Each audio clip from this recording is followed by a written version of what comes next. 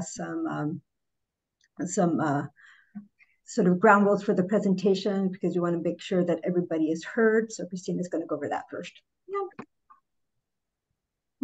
It's a little further, I think. Yep. But this is just, the first slide is on principles of harm reduction. So this is a public health principle designed to decrease harm associated with behaviors through education, support, and resources. It's something that kind of started within substance use as well as like HIV, but it's actually something that's applicable across various issues or various topics of health. And this is a little video. Let's see if it'll play. That's fine. So this is the concept of thinking upstream. It's a topic that's often addressed in public health. So there's a little story. You're walking along a river. You see some children in the water drowning, and you start jumping in. Well, as you look up the river, more kids keep falling in somehow. So you keep jumping in and trying to rescue, but then what do, right? Within public health, we want to think upstream. So that is to say, what resources or who can we devote to going up that stream to see, why are the children in the river? Why are they falling in? Why are they drowning? What's going on? Is there a broken bridge? Is there, a cliff? Does something need signage or something like that? But we do that every day within public health, right? And especially at the centers, we're able to do that in so many capacities. We offer behavioral health, we offer primary care, we offer substance use treatment, we have amazing early learning programs, as well as El Barrio, our career development initiative. So we know that as an agency, we're all united in this, but it's something that I just like to present to folks, is that the work we do is to think upstream and think about kind of solving problems before they get almost unmanageable or overwhelming.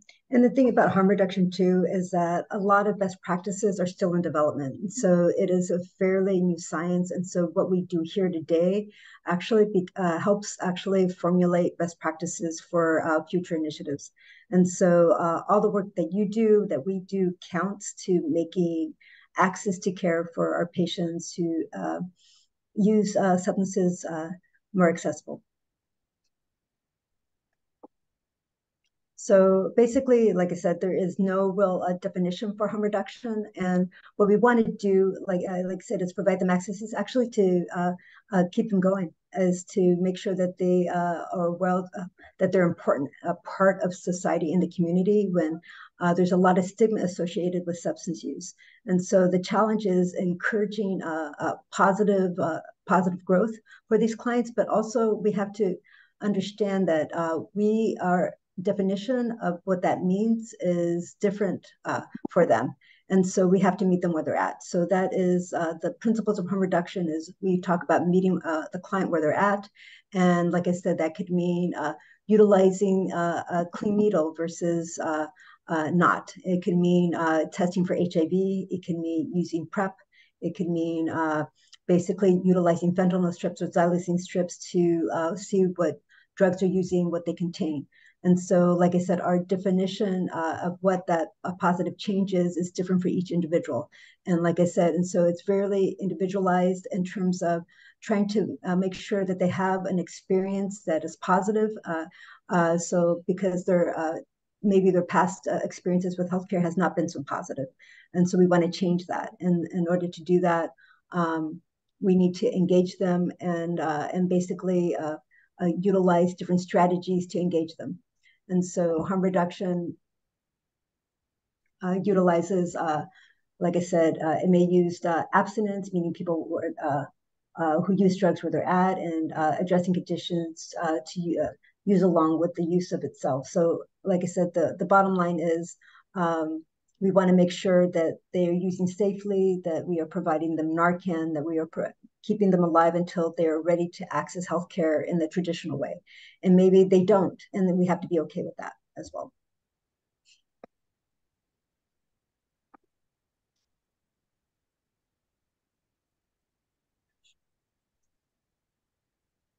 Okay, so again, what is harm reduction? We want to ensure that people who use drugs and those with a history of using drugs. Um, sorry, guys, I have a little window that is blocking. Have a real voice in creating programs. Again, we meet them where they're at. So if they're in a position where they're like, you know, I'm not ready to stop using, but I'd like to reduce my use to, you know, once a day or twice a day, you know, we can support them with that. Or if they're like, no, I want to do abstinence, we can be like, great, like we can connect you with where you need to go. We also want to recognize social determinants of health. We know the impact of poverty, class, racism, social isolation, past trauma, all these things have on individuals and people. And the other thing is actually client driven. And so, and we are actually at the centers looking at a lot of integrative efforts. And what we're looking at is sort of client centered care. And that also, and harm reduction that's is also client driven. And so they determine, like I said, what care they seek. They determine, you know, who they want to see, et cetera, and where they want to go.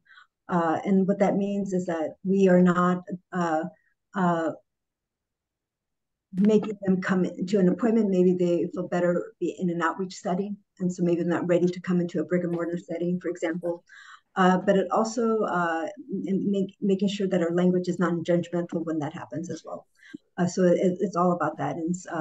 And then the other thing is also making sure that they have a voice in the type of care that they receive. And so we have a patient advisory committee, and so we encourage all patients in terms of whether they're an outreach or an established patient to participate to make sure that the program that we develop meets their needs and the community's needs. So here at the center, so we provide judgment-free care. We also host the oldest syringe exchange program in Ohio. And in 2019, this is a shout out to our SUD and MAT teams, is that we launched a program to treat pregnant women who want to stop drug use, which impacted more than 50 children and set them up with better starts. So this work is not only within our department, it's agency-wide. Right, so some of the services that we do provide, and so we'll go down the list. Fentanyl strips, this allows us, initially started as an unlabeled use to test the drugs that people were injecting to make sure that, you know, it didn't contain stuff that they weren't aware of. It includes harm reduction, education supplies. This includes safe injection kits. We now do safe smoking kits. And then prevention counseling. So prevention could be utilization of from, you know, getting more infected wounds, for example, how to inject safely. It could mean HIV testing. It could mean access to PEP and PrEP as well. Naloxone. So Narcan is something that we give out to prevent drug overdoses. And we're finding that most of the drugs here within this region actually have fentanyl in it. So it's taking about, it can take up to about 4 doses to sometimes reverse an overdose. And so we give them as much as they need. New syringes. And we're going to talk about, you know, sort of our workflow for that and some of our newer initiatives with regard to how we're giving out syringes. Nurse visits, basically we want, this is the first line, you know, access in terms of triaging an infected wound, in terms of vaccination. You know, sometimes clients respond to nurses that are out there. They've been doing this community work for a long time, including Christina and Anne and Alem. And so that's a part of our team. And so what they do is actually help people feel more comfortable with healthcare in general. We provide service referrals, and this has expanded to include linkage to care through our peers, safer sex supplies, condoms, and etc. And then we provide rapid HIV and hepatitis C screening. And what that means is that people are able to receive those results the same day. On the van or within this unit, they actually can get the results within 5 minutes. And again, we talked about PrEP, which is post-exposure prophylaxis to prevent HIV. And that's PEP, and then PrEP as to prevent HIV. So in 2022, we exchanged over 240,000 syringes. We provided services to more than 2,800 unduplicated clients. We enrolled 400 new clients who we hadn't seen before. We administered 393 HIV tests. We made 229 referrals, inclusive of SUD, medical, and ancillary, including basic needs. And we distributed 1,492 naloxone with our Project Dawn affiliation. I think we even did more through a separate grant, but this was just one project alone with just May through December. Right. And I want to add, with regard to the referrals, one of the things that most grants are looking at is actually retention and care.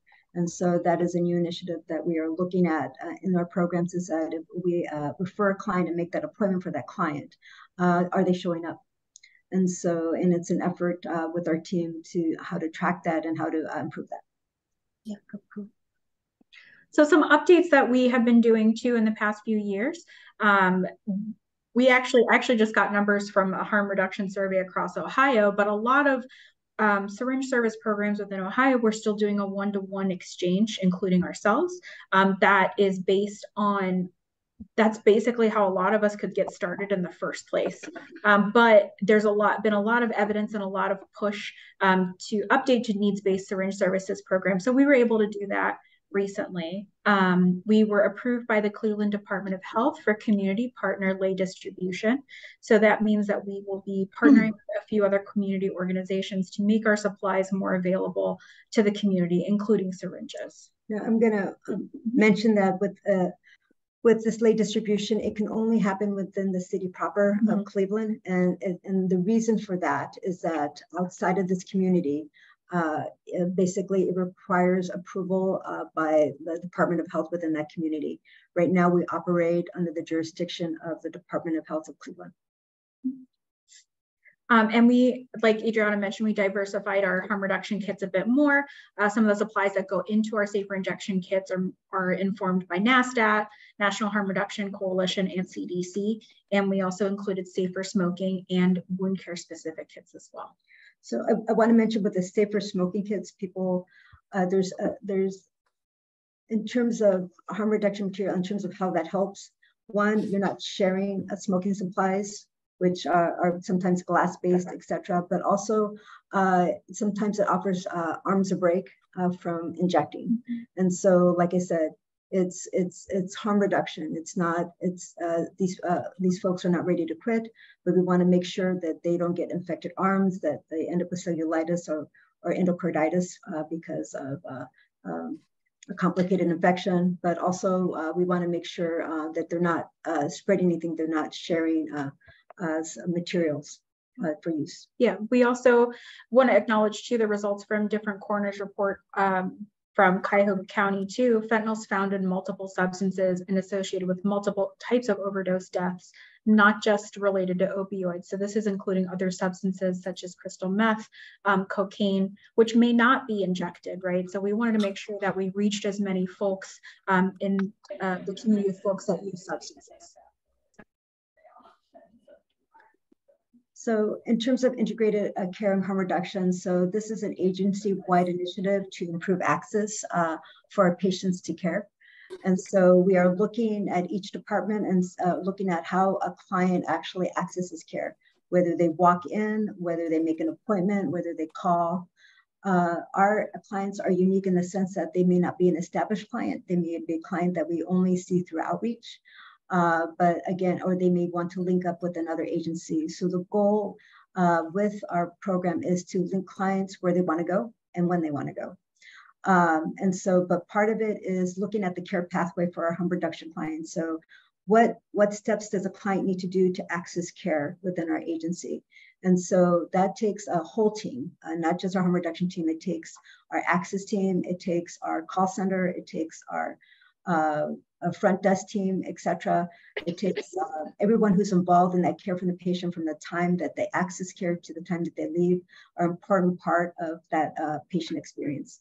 And so we're looking at that to improve services so that we can better provide not only harm reduction services, but primary care services. One of the cool things about that we learned this year is that with regard to hepatitis C treatment, it doesn't, before you were required to actually be abstinent from drugs for about 6 months before you can access treatment. This changed in October of 2000, or in this last fall. so that clients who are still using can actually access treatment for hepatitis C. Hepatitis C impacts the liver and can actually lead to fibrosis and cirrhosis and sometimes liver cancer.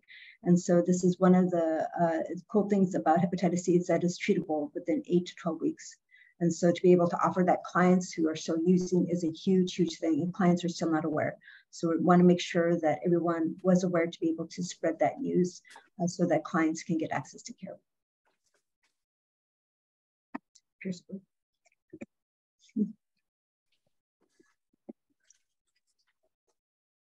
Oh, sorry about that, guys. One of the ways that we are able to get our message across and inform everybody about the services that we have is through our peer support program. Sonia's on this call too. So Sonia's the VP of SUD services. And this is an example of our integrated project with SUD to make harm reduction, which is, you know, we keep saying evidence-based and utilizing peer support. So folks with lived experience to connect with the people who need these services. All right, so I wanted to give you a little history of our syringe exchange services. And so it started before I came on board. It started actually in 1995, and it was actually in response to basically the HIV epidemic, which among persons who injected drugs was over about 12%. And so it was really impacting the city within the city of Cleveland. And so what the Department of Health and the Free Clinic, which was our name before we became Circle, basically set out to declare emergency declaration, which allowed the Department of Health to begin our first syringe exchange program within Ohio. Now, we were the only syringe exchange in Ohio for actually several years, actually within the tri-state area. And so we had clients coming out of state from West Virginia, from Pennsylvania, et cetera. We had different clients who would travel that far just to access our services. And so basically, we were able to show with continued testing, et cetera, actually a reduction in HIV in general. And so in 2011, basically, they actually, other cities actually used the same sort of pathway to open their own syringe exchange programs within Southern Ohio, which is to declare an emergency declaration in order to get syringe exchanges going. And then in 2016, basically, Ohio law changed and syringe exchange became legal. So why isn't this just an HIV department thing, right? This is something that is sometimes asked when we present this kind of harm reduction education. HIV department is where we initially housed our syringe services, as it was tied to, you know, the origins in the 90s of addressing that concern. But we recognize that it is more than that. But it's still tied a lot with ending the HIV epidemic. This is not something that has gone away. And we receive specific funding because our city, you know, our county is responsible for, there are 50 areas in the United States that are responsible for or hold more than half of new HIV diagnoses. And we're one of them. So what we want to emphasize too is like, this is not just a population-based issue. This is within our county, and the harm reduction tools that we have are a set of tools that can help us with this. The state of Ohio has also embraced the status neutral, which is a prevention and treatment cycle. So we utilize our HIV testing. So if folks are testing negative, we can get them connected to various tools that can help them stay negative. So if they are using substances, it can be new supplies. If it is through sex that they're concerned about acquiring HIV, it may be access to condoms. It's talking about PrEP as well. PrEP is a medication that's now approved for any person who indicates interest in wanting it. This is, again, not just a limited population. Everybody can be impacted by HIV. So anybody who wants PrEP can get on PrEP. And that is a way that is evidence-based that people can stay negative while having, just living life in general. For folks that test positive, U equals U is the concept that HIV if it is undetectable, it is untransmittable. So yeah. So this is actually based on years and years worth of studies. And so they looked at actually serodiscordant couples. So one was positive, one was negative. And these were couples in long-term relationships. And these are couples that were not necessarily using condoms each and every single time. And so, and they basically found that none of these couples actually, if their partner's viral load was undetectable, meaning that basically they were treated and the virus, the HIV virus was suppressed, they could not, there was no transmission of infection. And so this opened the doors for actually HIV patients to be able to lead normal lives, to be able to have families, etc. And it opened the doorway for PEP and PrEP. It opened the doorway for a lot of things. And so what we know now is that treatment suppression is the goal to get people undetectable and actually reduce the rate of infection within the United States. So that's the goal, is to actually within the next couple of years to get 80% of people who are HIV infected on treatment and suppressed. This is just a cute map. So this is just, again, focusing on the fact that this concerns everybody, and especially within Cuyahoga County. So we want to just make sure that the folks that we work with continue to live happy, healthy lives. So we serve our community. You know, this means people who use drugs, people who have loved ones who use drugs, people who have sex, people who have loved ones who have sex. So basically that's everyone. You know, human beings have been having sex and using substances throughout our history. And, you know, we want to be mindful that it's very much a part of normal human behaviors. But there are risks that come with it, along with wonderful benefits. So sorry, not wonder, I don't know. Sorry, guys, I should be more professional. But there's risks and benefits to all behaviors that people engage in. So within the United States, this is actually kind of a statistic that I don't see often enough, but accidental drug overdose is actually the #1 cause of death among adults 18 to 45 in North America. So that is past cancer, that is past car accidents, that's past gun violence. It is an accidental drug overdose. In 2019, there were about 4,800 people living with HIV in Cuyahoga County. 162 of those were newly diagnosed. And in Ohio, there are about almost 90,000 people living with Hep C in Ohio, which Hep C is a curable chronic health condition. So that's a number we can definitely impact, as well as our HIV numbers, with the status neutral approach. So with harm reduction, what does syringe exchange do for the community? So we talked a lot about it reduces infection for bloodborne pathogens, and actually also is actually creates safer communities. When we talk about needs-based syringe exchange, we're also accepting these needles and disposing them. So it's basically less syringes within the community, in the streets for people to pick up and actually get stuck with. And less drug use and drug overdoses. So basically, you know, the distribution of harm reduction materials, including Narcan, including fentanyl and xylazine strips, are basically allow us to actually keep the public informed with regard to what's out there. We're actually embarking on a pretty cool project with the coroner's office to look at and assess the different drugs out in the community. And so that project is actually going to be starting this year. And then it's also cost.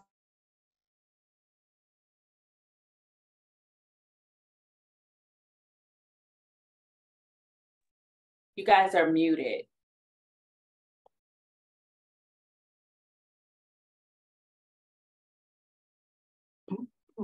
I have no idea. Hi, sorry, Christina and Adriana, can you guys unmute yourselves and everyone else stay muted, please? We're showing that we're unmuted. Can you hear us? Yes, absolutely. Okay. Thank you. Sorry about that. Nope, my fault. All right. So basically, in terms of cost effectiveness, basically we are able to reduce infection in terms of HIV and hepatitis C. And then we are also able to reduce rates of endocarditis by addressing wounds before they become infected. and complicated. So like I said, it's, and then if you didn't hear me, we talked about safety. It's pulling, getting needles off the street and disposing them safely. It is also basically preventing overdoses and basically less drug use in terms of informing clients about what drugs they're taking and basically being able to provide them with Narcan to prevent overdoses. And so, next slide. Yeah. So in terms of, so this is a little statistics, these are some numbers. So in 1995, like I said, I'll correct my statistic. So IV drug use accounted for more than 70% of new HIV infections. And in 2021, within the city of Cleveland, that rate actually fell to 3.4%. And actually we were recognized by this nationally. And it actually set the pathway for actually helping us to recognize syringe exchange as a way to reduce bloodborne pathogens within the community. In 2001, this rate has sort of maintained around 5%, and nationally it is about 20% in 2020. So like I said, we talked a lot about cost effectiveness. So to treat one HIV person is about basically $450,000 per their lifetime. And then in terms of other substances, including hepatitis C, we spend about $700 million combating the complications related to hepatitis C and other bloodborne pathogens, including hepatitis B. And then we talked about safety already. So in order to kind of serve clients and keep our, keep what we do client-centered, speaking with people is so important. You know, we talk about communication and how it is multifaceted, and sometimes, you know, the words we say pair with tone, etc. But there are some really nice ways to change that and disrupt that. This is a really beautiful graphic that comes from the Harm Reduction Coalition, or that talks about. Yes. Sorry, my apologies for interrupting you, but we are not seeing the right screen. So do you want to put us back on the flow, please? We are still on just the first slide. The first slide? That is so weird because I'm looking at the screen and it's showing the tree. Okay. Do you are you giving us permission to move these slides along, Tatiana? Because it's under you. No, it's mine. Yeah, it says you're viewing Christina Jackson's screen. Okay, what about now? So why don't we stop sharing and then share again? So I'm going to stop. Yeah, no problem. Sorry. Yes. Something completely different. All right. So here's our beautiful tree. So this just kind of helps visualize what impact our language has, as well as our, you know, perception. So we're starting at the roots, our perception. So say we have a client that comes in. If we think about them as capable, trustworthy, and caring, that will nourish our work with them. Versus if we think automatically when they come in that they're not trustworthy, they're lazy, they're sick, that's kind of going to shrivel up how we move forward with them. You know, this tree cannot grow healthy branches and leaves without us inherently perceiving and believing that our clients are capable, trustworthy, and caring.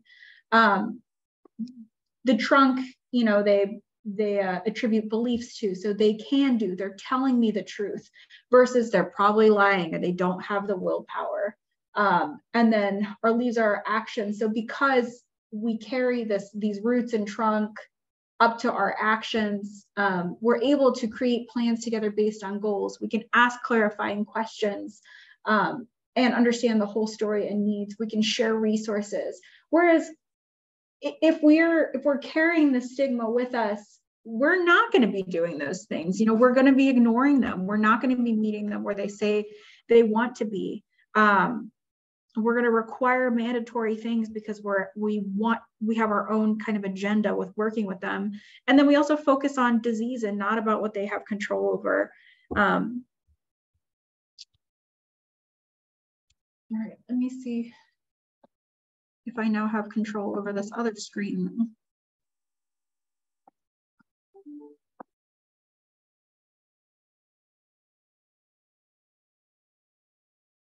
Is it moving forward?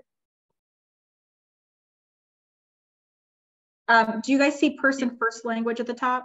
Yeah. Yes. Yes. Perfect. Okay. Thank you guys. All right. So instead Love of technology. and language is also complicated. As the people who work with clients, we want to make sure that our language stays informed. Of course, we're going to make mistakes. Of course, our clients are also going to use language, and we may follow the language that they're using, but these are just tips and just things to think about when we use our language. So instead of saying, calling someone an addict or drug user, so defining them by their behavior, we want to say it's a person who uses substances or a person who injects drugs. Instead of saying clean, we can say new syringes, or if it's talking about urines or drug testing, we say, oh, they're not currently actively using drugs, or it is testing, negative for these particular substances. Same with dirty. We want to avoid that language and focus on saying used or testing positive for substances. And this concept of drug seeking, we don't want to think about that. We want to think about this as a client who is looking for services. Remember, the services could be not, like I said, it could be primary care, it could be counseling.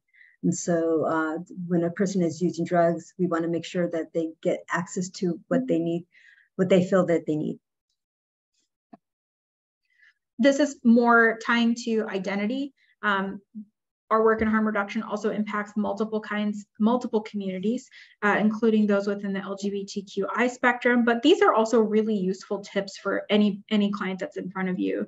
Avoiding using gender-specific terms, avoiding pronouns if you don't know them, and referring to clients by their names. That not only kind of circumvents this, but it also, you're identifying with them as an individual, as a person. My favorite thing too is, like, I know we were talking about implementing pronouns in hospitals, and it was very kind of creaky, because you get, your 70-year-old male patient who's like, what do you mean my pronouns? I know who I am. I'm clearly a man, or whatever. And they might get offended, and that's okay. But another way to ask somebody, and that kind of covers across the board, is to say, hey, I want to be respectful. How would you like to be addressed? And then that person can follow that lead and move forward. And you might find out that your patient in front of you likes to be called Mr. Sampson, or maybe they like being called John. And you can ask respectfully if the names don't match the records. We do a really good job within our EPIC record to indicate what name that they are going by. But if you need more information, you can say, what's the name on your insurance? Or could your chart be under another name? If you mess up, apologize and move on. You also don't want to make it about you and take up their entire appointment apologizing or stumbling. You're there to provide a service. You apologize, move on. Okay. So these are more tips. They're available in the handout. I just want to be respectful of everybody's time. Again, keeping it person-centered, and also avoiding not acknowledging the person in front of you. So for our program, there's a lot of new things we're doing. Again, we have Narcan and fentanyl strips that are available at any of our syringe program locations. And then we have our harm reduction vending machine partnership with Adams Board. So the way that our harm reduction vending machines work, you can access supplies including condoms, safer smoking kits, pregnancy tests, fentanyl strips. To set up your first account, you'll call a number and you'll get a personal PIN number. And then moving forward, you can use that PIN number. Anyone can access any of the naloxone products. So we have both Cloxata, which is an 8 milligram higher dose, as well as Narcan, which is a 4 milligram, which is kind of the standard that we've had. These are located in the healthcare lobbies at Gordon Square, Uptown, and at East. New clients have the option to complete a brief survey that helps us with data collection, but they do not have to. And we don't collect PHI of names, birth dates. Each person has access to one of each supply per week, so they can get one of everything, except for Narcan. They can get as much of that as they want, because that's from Adams Board. This is just what goes into each of the kits. Safer sex kits include condoms and lubricant. For smoking, can be a bubbler or a pipe, depending on what substance they use. And then we provide a lot of evidence-based materials, including screens, alcohol wipes, antibiotic ointment, saline, bandages. Take-home tests include fentanyl strips, pregnancy tests, and HIV kits. And then for wound care, we include gauze, nonstick pads, antibiotic ointment, and saline. So these are our locations. So we have basically 2 brick and mortar where we do syringe exchange, which includes our uptown location at 12201 Euclid Avenue, our west location, which is 3929 Rocky River Drive. And these are our walk-in hours between 9 and 5 p.m. Note, we actually have a stop at 4:45, basically to allow for in case clients want to get tested, because sometimes the test can be due 5 to 10 minutes, and also getting all the supplies ready. With regard to the Sender's Van, we are at the Meat House on Monday, Wednesday, and Friday between 8:30 and 3 p.m. and at the Neighborhood Pet location within Slavic Village on Thursdays between 8:30 and 3 p.m. So we want to also acknowledge our team. So we have Christine and myself. We have Chico Lewis, who is our supervisor for our outreach services. We have Lem Zaid, who is our nursing coordinator. We have Ann McDermott, who is one of our SCP nurses. We have our outreach workers, Evelyn Velez, Karen Neves, Zinja Harris, and Jeffrey Mixon. And then we have our peer. We have Sonia Tompkins, who is the head of our SUD program.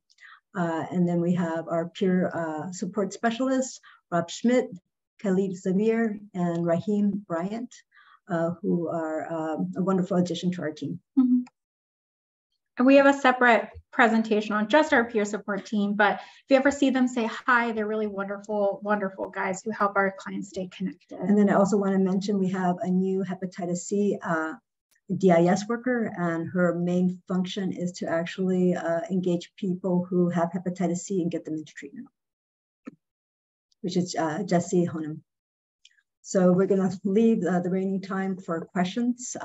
So feel free to raise your hand, and Tatiana will need help. You can unmute yourself and just ask the question. Maybe that's the easier thing to do. There's some questions in the chat. So let me see. Maybe that's where we couldn't hear you. Yeah, sorry. Everybody can unmute themselves. I apologize. I, for whatever reason, don't seem to be able to unmute all of you at once.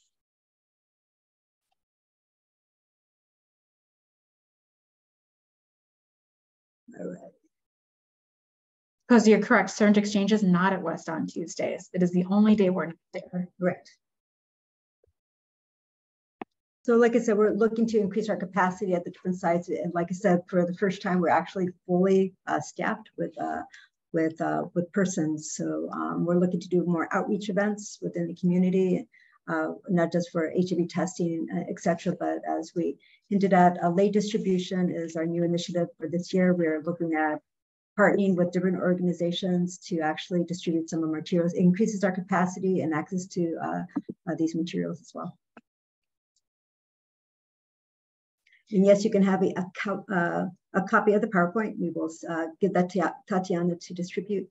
And then is the word chemically dependent outdated? That is a great question.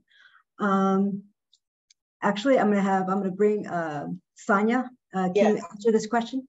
Yeah, I don't think it's pretty old. Like, I've been doing this work for 30 years. I don't hear it a lot anymore. You know, we use SUD. You know, people with a SUD order, you know, but, you know, some people may not know chemically dependent. Doug, what do you think? I would agree with you 100%, Sonia. I think with SUD, those are outdated terms. When we attend our continuing education classes that are related to substance abuse disorder, for dental purposes, that term is still used. But I've never heard it used here in this clinic, and I was just wondering if it's offensive or something like this. So I've refrained from using it because it takes me longer to say substance abuse disorder or substance use disorder, or you know, come up with phrases like are you using, you know, substances or whatever. This is just how I've been trained, and I'm wondering if this is, you know, a taboo now. Yeah, I'm an older generation, so I have to ask. I want to make sure I'm politically correct and not offending anybody. Yeah, that makes sense. We would love for you to use SUD. You know, people that, you know, have a SUD disorder. Yeah, that's the current term. Yeah. Thank you.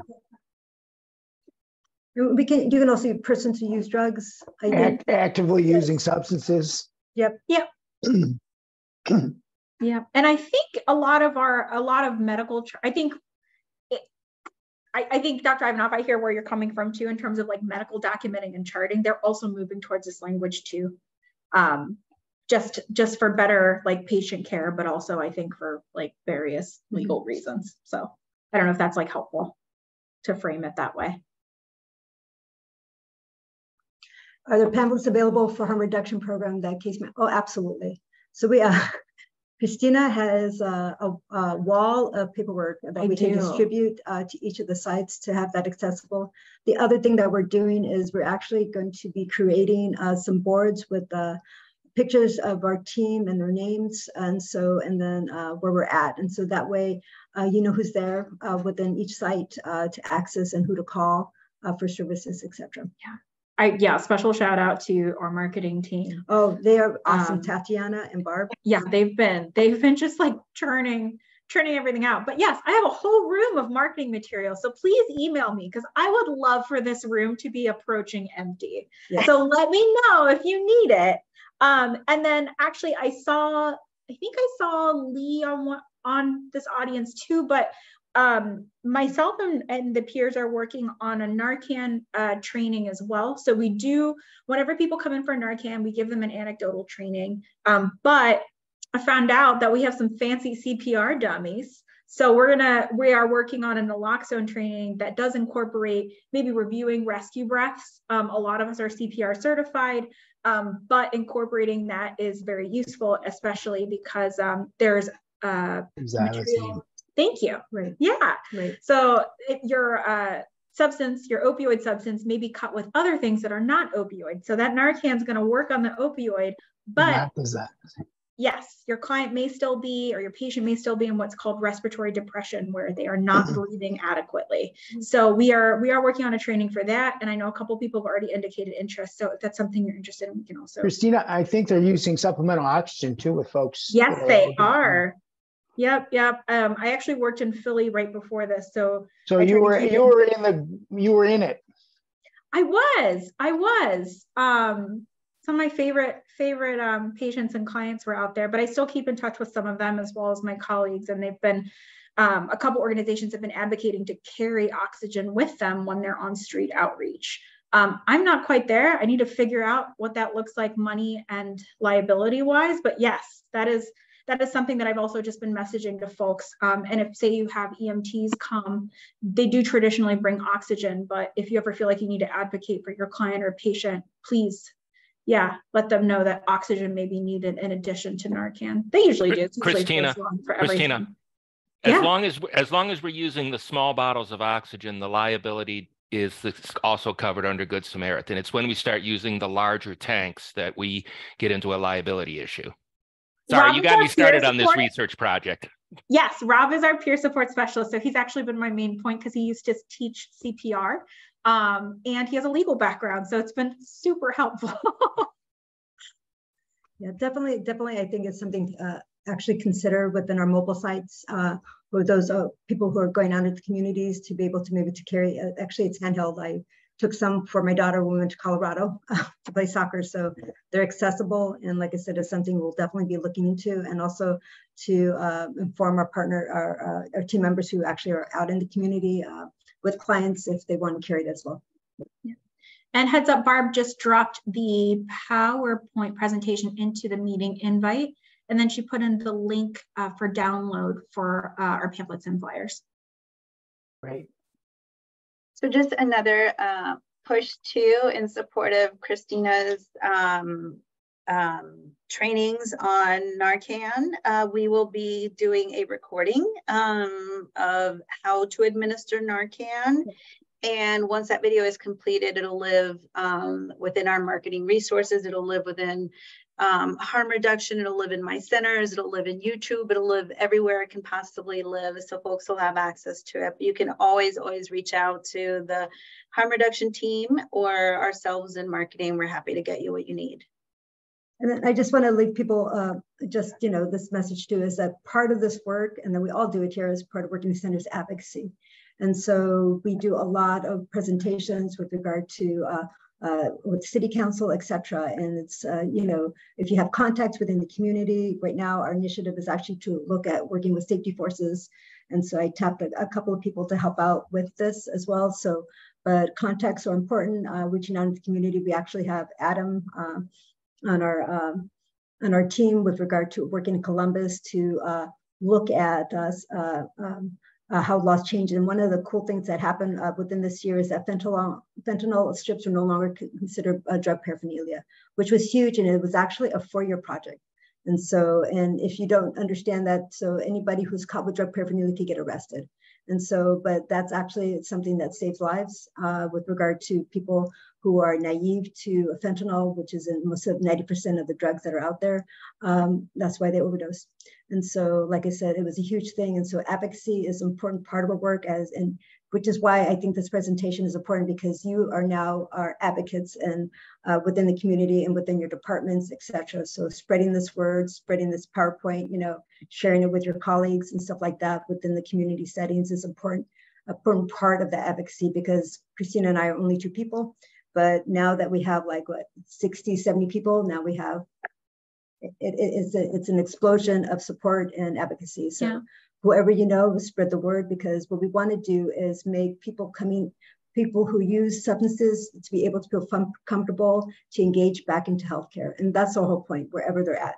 And so I appreciate your questions. If you have other questions, please reach out to us and ask them. You can call people who know me. I give out my personal cell all the time, but if you want to reach out an email, please do so as well.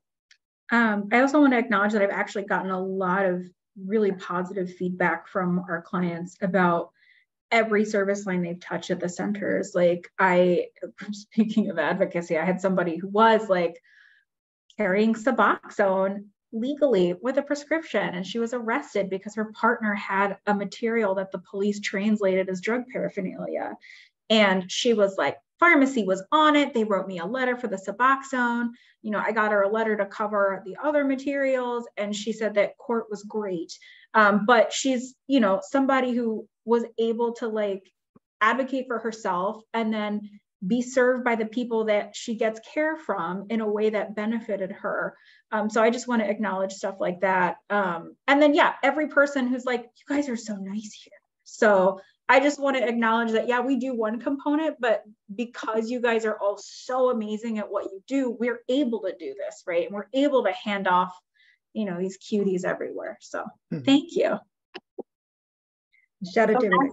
Last reminder for everyone. Yes, I did mean please email marketing@thecentersohio.org and we will send your press kit along. We have super cute branded liver-shaped stress balls and little condom cozies and fentanyl strips and a bunch of other good stuff in each of the press kits. So let us know you participated and we'll send them along. Bye, everybody. Thank you, everybody.